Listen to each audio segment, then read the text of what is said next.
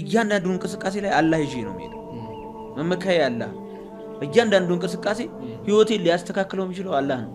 ህይወቴን ሊመራ የሚችለው አላህ ነው